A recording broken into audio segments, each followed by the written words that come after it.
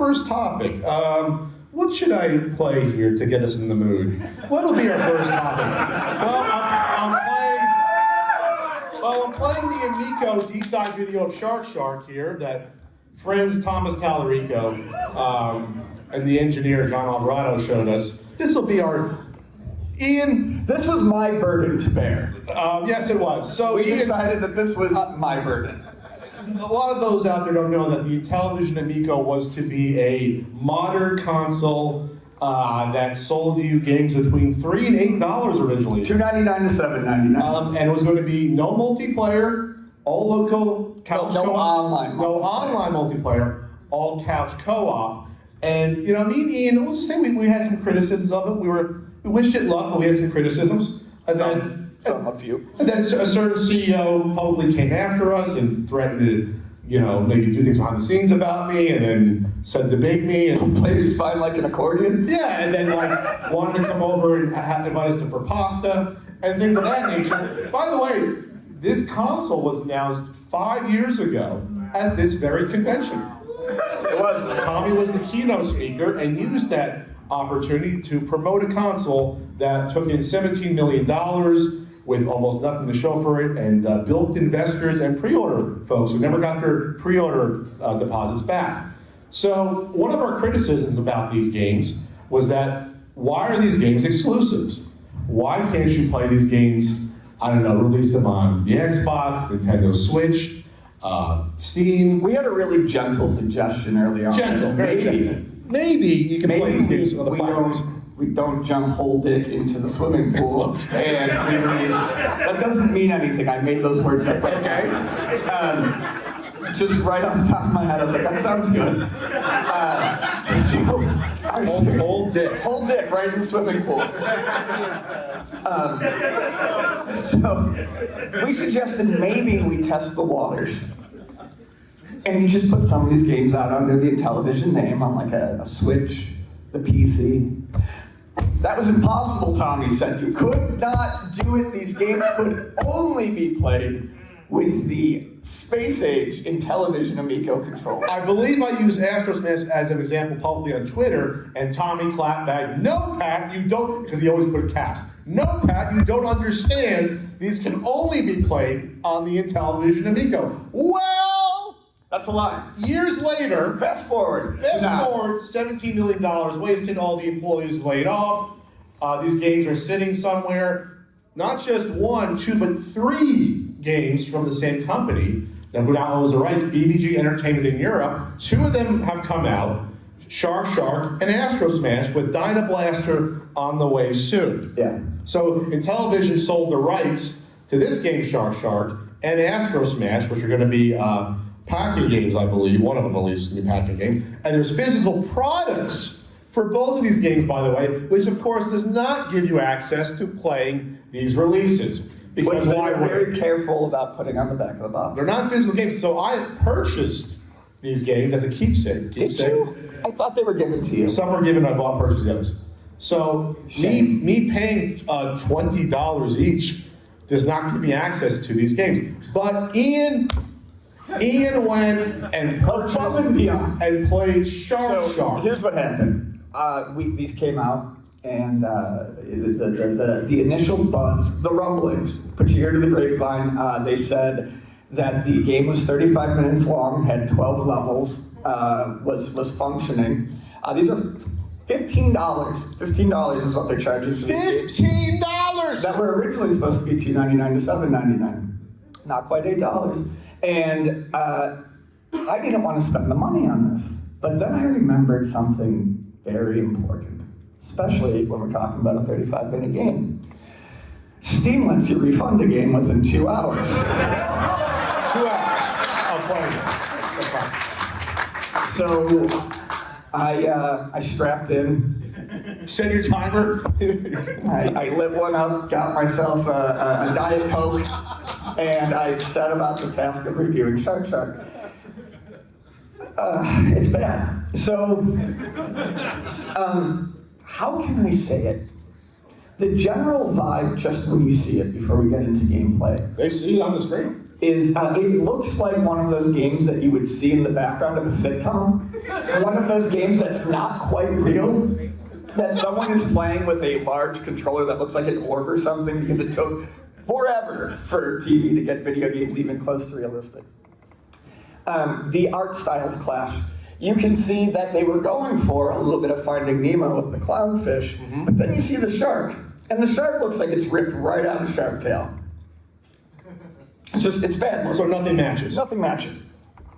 There is later on in the game, there is like a stork that comes down, like a stork face. And you know how in SpongeBob... Oh, by the way, spoilers if anyone wants to purchase the place. Spoilers here. I want to make sure spoilers. Yeah, you see it all. It has a breadth to offer you in 20 minutes. You know in SpongeBob SquarePants where they cut in like the realistic stuff? That's what it looks like. It's just completely out of place. Sure. The controls of the game, the controls that were Only do controller. Only. And it's just analog. So the nature of the game is you start as a small fish, and you have to eat the smaller fish until you get bigger, and then you eat the bigger fish, all while avoiding the titular shark. Shark, there's a eel that went by. You have to just eat enough fish to fill up a meter, and then you move on to the next level. That's it. That's it.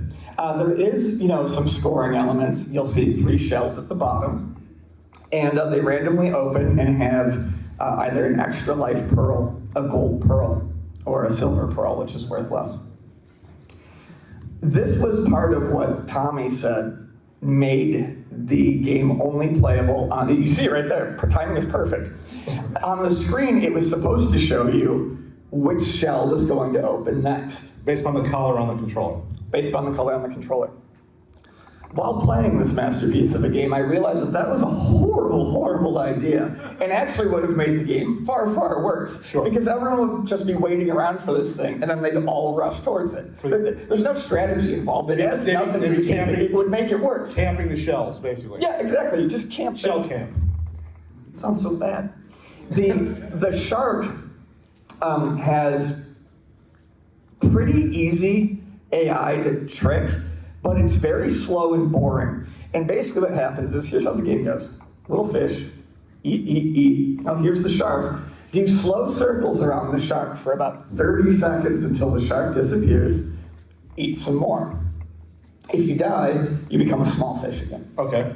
So what happens is it's really slow and boring, especially in one player. It may play slightly better in multiple players where the shark isn't just going. Can't you nip the shark's tail and it'll You turn can around? nip the shark's tail, but it doesn't get rid of it. That would have been a game design decision that makes sense. Nip it a few times. Nip it and then it goes away so you can keep eating the fish.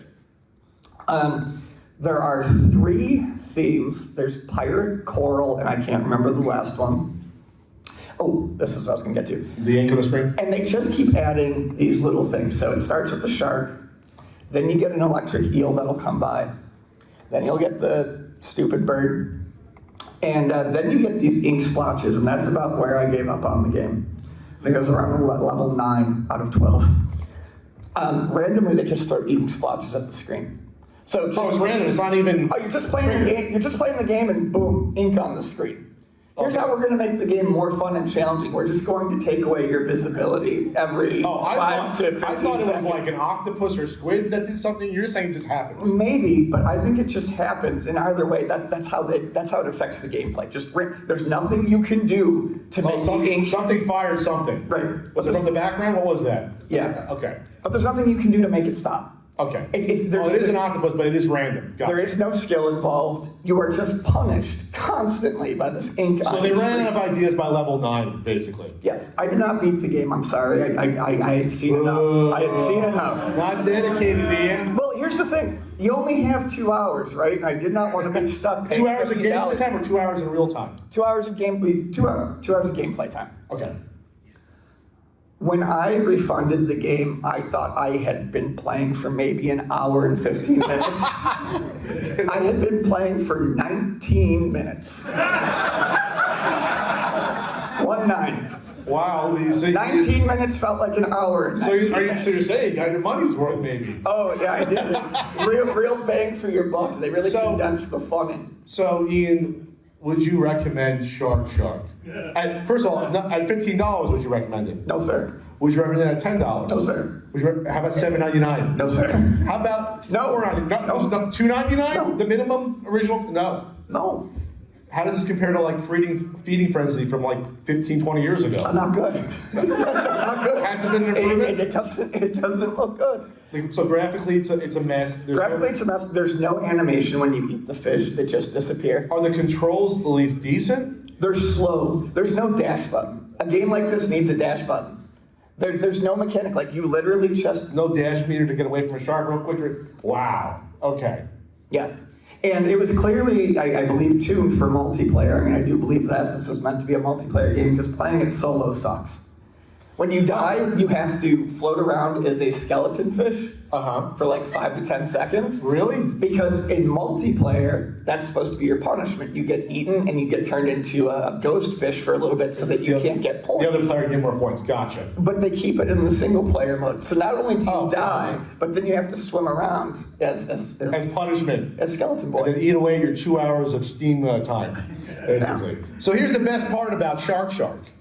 Intellivision Entertainment didn't pay to develop this. This is one of the several games that was funded under that Bavarian Arts and Entertainment German grant we talked about.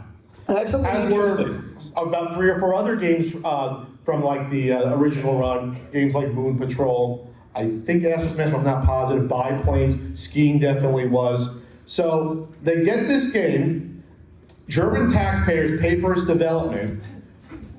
They use it to get investors to pay in, who never see a return, and they get people to pre-order a console, and then they turn around and sell the rights to the game. Yep, they sold the rights to be. So they got all this money, and they didn't even pay to make this game, which was probably made by college kids right out of high school. So here's the interesting thing. The first thing I did before I even started playing the game was I had to check the credits. I had to see what names were in the credits. I had to see if Tommy Tallarico or someone was in the credits there. He was not. There's zero mention of Tommy Tallarico in the credits of Shark.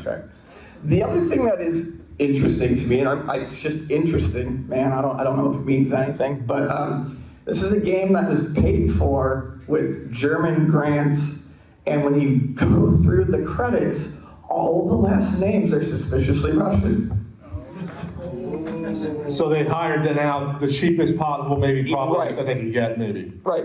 So I don't know. I mean, was it even developed in Germany?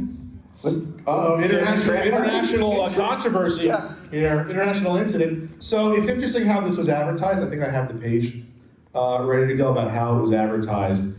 Oh, here's advertised on Switch. Inspired by the original version, and then you scroll down, the original version.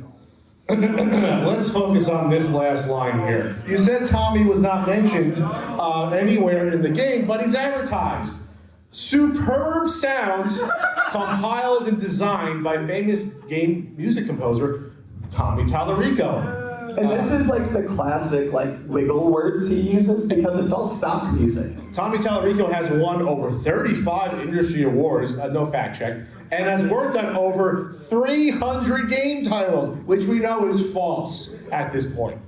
And so the compiled and what was it, designed? He says superb sounds compiled and designed. You'll notice not composed because it's all stock music. It's all stock music.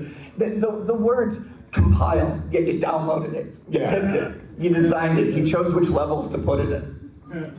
If that.